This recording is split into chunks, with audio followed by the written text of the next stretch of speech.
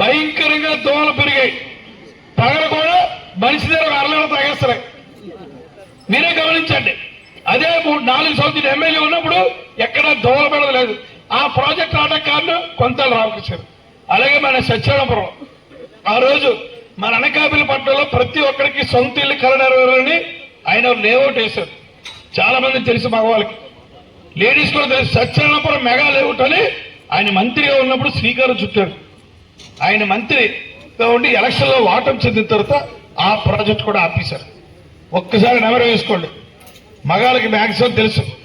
ఆ రోజు ఆయన టెంగ్యూర్లు ఇచ్చిన ప్రాజెక్ట్ వల్ల పక్కన పడేస్తే మళ్ళీ నేను ఎమ్మెల్యే అయిన తర్వాత అదే ప్లేస్ లో 2900 ఇల్లులు కట్టారు. మా టిక్ హౌసెస్. అది మా అక్కలకి మా చెల్లెలు తెలుసో తెలీదు. తెలుసమ్మా? తెలిసిన చేతి ఎత్తండి. మీ చేత గృహప్రవేశాలు చేయించి మీకు ఇల్లు పట్టాలు కూడా ఇచ్చాం. అది ఒక్కడ గుర్తుంచుకోండి. ఈ ప్రభుత్వం వచ్చిన తర్వాత ఆ ఇంట్లో ఎవరిని తెగడీకుంటా అంటే పట్టాలు ఇవ్వాలని అక్కడ ఇల్లులు కట్టాలని ఆలోచన వచ్చింది కొంత రావుసారు. దురదృష్టవశాత్తు ఓటమి చెందినా నేను వదలలేదు. అక్కడ వ్యక్తి కాదు, వ్యవస్థ. ఈ ఆంధ్ర రాష్ట్రం ఇల్లులోనే ఉన్నారు అనకాపల్లిని.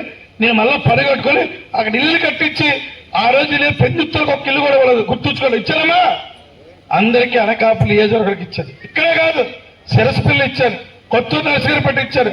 అక్కడ 1100 ఇల్లు కట్టి మన ప్రాంతంలో చూశారు మీరు. నేను ఎమ్మెల్యే ఉండేట్టుగా నేను కానీ కొందరు ఆవిష్కరించారు. కక్ష సాధింపులు లేవు.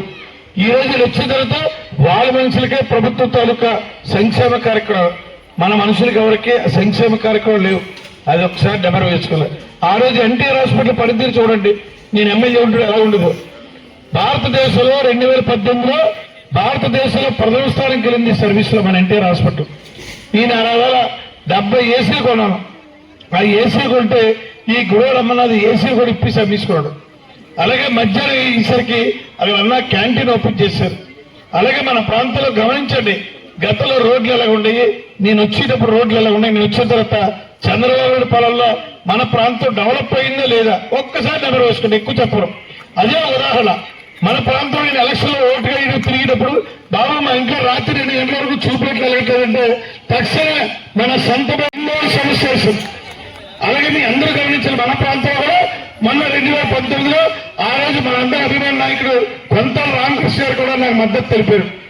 ఆయన పార్టీలో జాయిన్ అయిపోయినా ఆ రోజు చంద్రబాబు నాయుడు మీద ఉన్న మమకారంతో, మన ప్రాంతం మీద ఉన్న మమకారంతో నా తరఫున ప్రచారం కూడా చేశారు. అది ఒక్కసారి మేము గుర్తించుకోవాలి. అలాగే నీకు అన్నిటికన్నా ముఖ్యం, నా మీద వైరల్ చేస్తారు వైసీపీ వాళ్ళు. అవి నమ్మకండి. నేను సంపూర్ణంగా కొంతాల రామకృష్ణ ఎమ్మెల్యే గెలిపించడం నా ధ్యేయం. నాకేం అన్యాయం జరగలేదు. నాకు చంద్రబాబు గారు ముఖ్యమంత్రి వల్ల ఇక్కడ కొంతాల రామకృష్ణ ఎమ్మెల్యే వల్ల మన ప్రాంతంలో చాలా మంది అపోహ సృష్టిస్తున్నారు. దయతో 2 చేతులతో వేడుకుంటున్నారు. అలాంటి అపోహలు మీరే ఖండించండి. దయతో మీరే ఖండించాలా. మన ప్రాంత అభివృద్ధి చెందాలా, మన నాయకుడు గెలాలా. మన నాయకుడు రేపు రాబోయే రోజులో కేబినెట్ లో మంత్రి కావాలా. ఎందుకంటే నేను ఎవరినో తెలియదు. 2014లో చంద్రబాబు పిలిచి టికెట్ ఇచ్చారు కాబట్టి మీ అందరికీ పోలగోయింది కాదు. ఆ రోజు చంద్రబాబు నమ్మకంతో ఓట్లేసి నన్ను గెలిపించారు. మీరు ఎంతైతే నమ్మారో మీ నమ్మకాన్ని ఒమ్ము చేయకుండా అన్ని కూడా అభివృద్ధి చేశారు.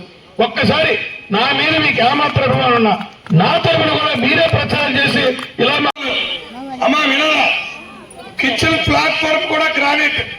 నా ఇంట్లో అయితే కిచెన్ ప్లాట్ఫామ్ గ్రానైట్ లేదు, సిమెంట్ పలక. కానీ అక్కడ మటుకి కిచెన్ ప్లాట్ఫామ్ గ్రానైట్, అది కాంక్రీట్ వాళ్ళు.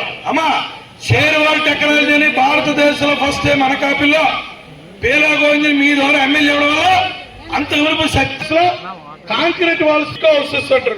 ఆ టెక్నాలజీ జర్మనీలో ఉంటుంది. ఫస్ట్ టైం ఆంధ్ర రాష్ట్రంలో ప్రవేశపెట్టారు. పెట్టారు చంద్రబాబు. అలాంటి ఇల్లే కట్టి కరెంటు మీటర్లు కూడా ఇచ్చారు కదమ్మా. ఎవరి పేరు ఇచ్చారు కరెంటు మీటర్ కూడా? అంగవైకల్యం ఉన్న వాళ్ళకి కిందనే వినాలమ్మా. బాగోలేని కిందనిచ్చారు. అక్కడ వ్యత్యాసం చూపించలేదు. లాటరీ ఎవరు తీసుకున్నారమ్మా? బ్లాక్ లో ఆడే లాటరీ తీసుకోరు. ఆ లాటరీ తీసుకుని గృహప్రవేశం చేస్తే ఈ ప్రస్తుతం ఉన్న వైఎస్ఆర్సీపీ ప్రభుత్వం